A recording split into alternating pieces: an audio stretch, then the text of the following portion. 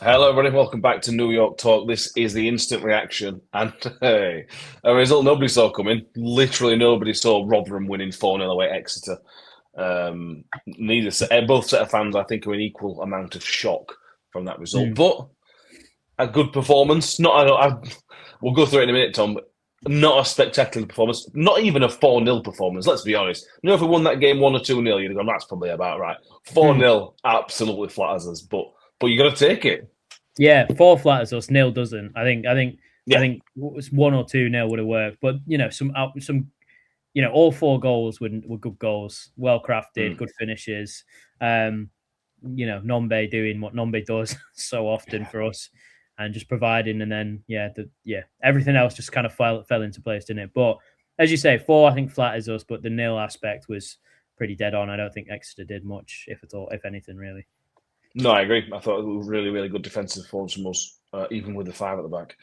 But let's go back to the start of the game, Tom. It felt like Matt, I'm sure, had learned his lesson. Four at the back, roughly a 4-3-3 is what I think it was. And it was good without being spectacular. I wouldn't go above decent, to be honest with you. Yeah, but On the ball, defensively, we were solid as a rock. You can't argue that. But yeah, on the ball, it was all right. yeah, it was better. In that first half was better than the last two games put together. I'd say personally, Yeah, in yeah. regards to on the ball stuff, there was certain patterns of play kind of emerging. You could tell there was a bit of confidence there, and there were still players playing out of position. McWilliams was playing at right wing, which I thought he did an excellent job there. He won the foul for the free kick for the goal, so he did well there. Yeah, he's asking a lot of the players to play different positions every single game, not even every Yeah. single week. So, Gray Payne wide left, sure, he can do a job there, but it's somewhere he's never played before, I'm assuming. Same with McWilliams. So yeah, I thought we did really well. Thought Spence and Gore were excellent in the midfield too. Again, as we know they are for this whole season. And then Powell was just Powell's best game for me. That not even Oh, it's so good. this season, just best game in general. He was excellent. He was so good, and he epitomised everything that was good about that performance. I agree. Yeah, we'll come on to my matches later, but Joe Paul's right up Mm. there for me today. Yeah, definitely. But the first goal comes relatively early in the game. Jamal Baptiste with the goal. But again, much like the Adabiega goal on Tuesday, Tom, all down to that ball. All down to that ball. It was a Such a copy good and cross. paste. Copy It and paste, was. same position, same ball in, same like third man across. It was ridiculous copy and paste, and it's a good finish from Baptiste because I think he means it where he puts it. I don't think he's just stuck a leg out. I think he's actually purposely put it towards the other side of the goal. But yeah, the delivery was so good, and he put in another one for Manny who should have scored but was offside Yeah, should. later on in the game. I don't know what's happened. I really don't know what's happened. But every time Powell's getting a set piece now, corners are still a bit iffy, but every free kick situation in that sort of like final third, just off center, is excellent. It's so good, and it causes so many issues. Who would have thought putting crosses into the box, creates opportunities? It's silly, but yeah, two in two for Powell, and if we can keep getting goals like that, then excellent. But yeah, it's so good to have that threat as well from set pieces. Yeah, absolutely. 3 assists in total went around the corner for the Gray goal on Tuesday as well. So 3 assists in 2 games Yeah, from Joe Powell. yeah. Is not bad going at all. Yeah, and all him as well. Um, All really good balls in. yeah, absolutely. And then what at the time, I'll be honest with you, Tom, felt like a turning point in the game. Dan Gore coming off. We obviously doing this straight after the game. We don't have any details of how bad it is, but his arm is in a sling. And then he does it again. Matt, I'm sure does it again. He reverts. He could have easily just brought Drew Yearwood on, who he did bring on in the end. He could have easily just done a straight swap. Drew Yearwood. The formation was working. Everything was working really, really well. But he insists on going back to 3-5-2, and it invited pressure for half an hour of the game, last 10 minutes plus 20 minutes the second half. It really, really did invite pressure, and It did. it's another question mark on it. It did, and again, it's Rafferty out wide right, it's James out wide left, which just for me doesn't work. I mean, you've got two really good experienced League One defenders, fullbacks playing out of position, and look, I mean, the result of the game is what it is, but I hope it doesn't gloss over the fact that this 5-back doesn't work because there was a lot of opportunities where Exeter could have gotten into the game better. Again, they were poor. I'm sure their fans would say that they were poor. Some of their decision making and final, ball executions were just not very good. But there was a lot of space that we afforded as soon as we went back to that 5-back. And he didn't have to do it. He didn't have to sub on a centre back. And if he did, he could have subbed on Yearwood. He could have subbed on Martha and put McWilliams back into the middle. He could have subbed on, there was a he could have subbed on Jack Holmes and put McWilliams. There was a lot of things he could have done. Obviously, he chose to go back to the 5-back, and like you say, it invited pressure. Not a lot capitalized in that first half. There, 7 was the big danger man, I think, and he didn't do a lot. A really nice touch in the first half, which Rafferty cleared up, and but as you say, it invited needless pressure. We were playing really well as that 4-3-3, 4-2-3-1, whatever it was, 4-4, I don't know, whatever. Numbers, but we afforded ourselves to to invite pressure into the wide areas and in the middle. We looked a bit more sparse. I don't.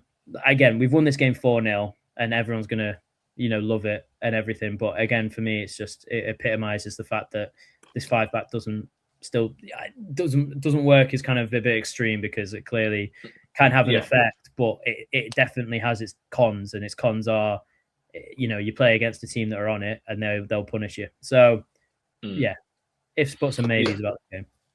Yeah, I think what I would say is that the back three defended really, really well when they played together. Yeah. That back three is excellent.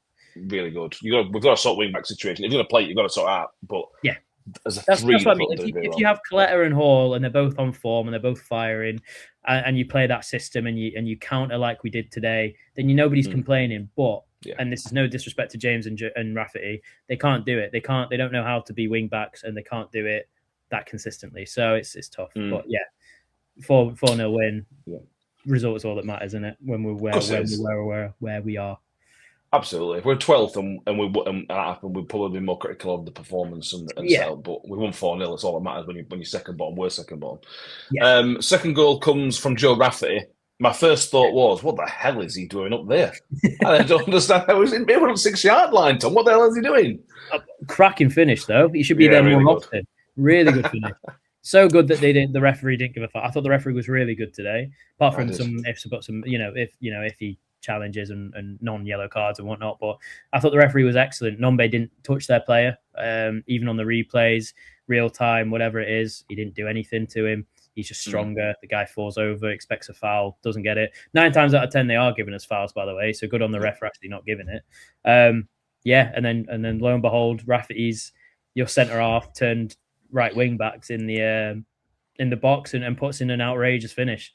Celebrations have got to be better, but the finish itself is so good.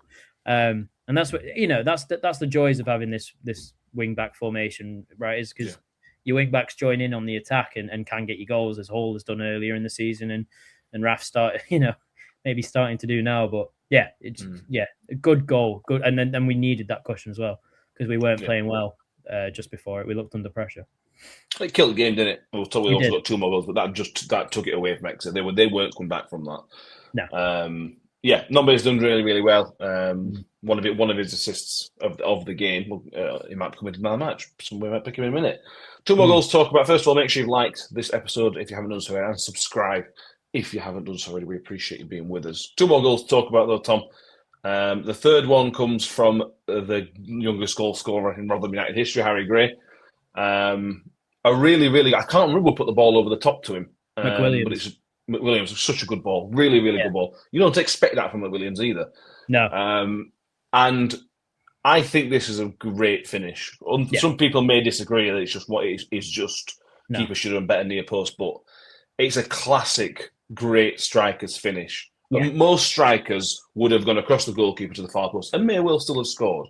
The better strikers know to cut back across, go through the defender's legs, and the keeper's off. He's just the weight's on the wrong foot. He's going the other way. He's got to come back. And 9 times out of 10, that's going to be a goal. And Harry Gray knows that, and that shows for me. That shows his qualities. He's so good. I thought he had a quiet game. He had a quiet game. He didn't get into it as much as he could, especially when we went to a 5-back. He didn't get into it as much as he could. Yeah. But running in behind, never seen him before running one-on-one, and I backed him 100%. It was so weird. You just knew he was going to get a shot off, and you knew that the shot was going to be the right option. As you say, he knew. Like, as a striker, we've not had that in so long from our strikers who just lash out, and he's just so composed, beat a couple men, bided his time, waited, put it through bodies near posts. Keeper can't really see it, has to react late. As you say, it's on the wrong side, so all this weight's on the other side of his foot. Yeah, such a good finish. Such a good finish. He's going to be so good. He's going to be such a good striker if he can stay fit, if he can beef up a bit. When he grows into, he's not even finished growing as he's only 17. He's going to be such a good player. He might even sidestep the Championship and go straight to the Premier League. He's, it's coming off the bench and stuff, not starting for someone, I imagine. But, he's going to be such a good player.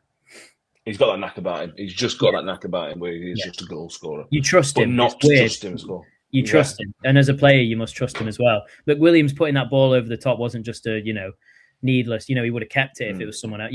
No offense to Jordan Hugill. Yeah. He's never running onto that and doing what Harry Gray does. So they put trust into players like that. So, yeah, it must be so nice. Yeah, exactly. Such a good player. If we're to have a good season in terms of staying up comfortably, Harry Gray will have a big impact like this when he stays fit, and Nombe as well. Sam Nombe gets an assist for the fourth goal, another assist, second assist of the game for Nombe. Kind of does all the dirty work, to be honest with you. This is a proper classic. It's a bit like the second goal. Nombe's done the dirty work, puts it on a plate for somebody else. Yeah. And it's easy to just look at Sam Nombe's goals. But I remember when he came on against Northampton in the away fixture, Sam Nombe changed the game because of his all-round work and everything else he does. And this was kind of the same sort of thing for the second and fourth goals. His all-round play is the reason we won that game 4-0 because of everything else he did. Yeah, and you know what's mental? He should have scored 1 or 2 in that game as well. He lashed at a few chances, wasn't, had a few efforts saved, nicely by their keeper. So, yeah, I mean, the play before it's really nice. It's like a little interchange, like your triangles that we were doing, and then it was a Reece James down the line, and Nombe gets them 99 times out of 100. And I thought he'd overran it, but put it in, and if McWilliams misses it, Gray's right behind him. So I think it was a guaranteed goal. And that's what you want from that system. You want your forwards running, into those channels, and your midfielders and your wing backs, bombing into the box and helping out. That was a good goal from a formation standpoint, and also from a personal standpoint of Nombe, because he's so powerful and quick in that situation that he must be so tough to deal with. He was again. I honestly didn't think this was a good game for Nombe. I think he had 2 or 3 bright moments, but with someone like him on the pitch, you're bound to score. And his work rate and his power and his pace is so good to have in your team. It's just such an asset. But he should have scored a couple. I think he'll be gutted with himself. Actually, I think he knows he should have done better with a few of those chances. So yeah, I can't wait for I know he's fit and he's playing 90 minutes, but I can't wait for him to be super sharp and really on it. I think he's going to be he's such a game changer. Such a game changer. Nombe and Gray is a bit of a scary thought when they both of them haven't got going yet. Yeah. So it's going to be they're both that as a League One strike force is up there with one of the best, and I don't think that's too early to say or whatever. I think that both of their abilities from what we've seen in the last 3 games are proof of that. Yeah, I agree. Completely agree. And the game was done. The game was done to 2-0, but the game was done then. We saw it out relatively comfortably. It's one of those games where you didn't even see it out. It was 4-0. What are you going to do? They get 2, you're still all right. Yeah. The clean sheet's nice. The clean sheet's really good for confidence. Good. I think this was a confidence game more than anything. It was so good to just, get back to. They look, every chance was taken. Martha squared it to Gray at the end, and maybe should have, Gray should have got a second. It's so good that we're back. Sort of, we're not back, but we're looking confident. We are so back. Yeah, I don't want to be quite as optimistic as that, but it's just good game for confidence and the like. I just hope that we don't resort back to the 5 back immediately, because I think the four really worked when it was everyone was there and a bit available. I agree. First clean sheet since Luton, since the 0-0 draw at Luton Town. Yeah. Which is a while ago, a long while ago. That feels like forever. Yeah, I was there. It was forever. It was Sharif's last game as well, I It believe. was. Yeah, it was. Right, man of the match. There's a lot to pick from. Mm. I think we should give honourable mentions to all three defenders. Adebayor was very, very good. Jack Jules, I thought was Jack Jules often gets a bit of criticism, but I don't see it really. I thought he did absolutely fine today. Yeah, Jamal Baptiste, isn't he? He's just a brilliant yeah. footballer.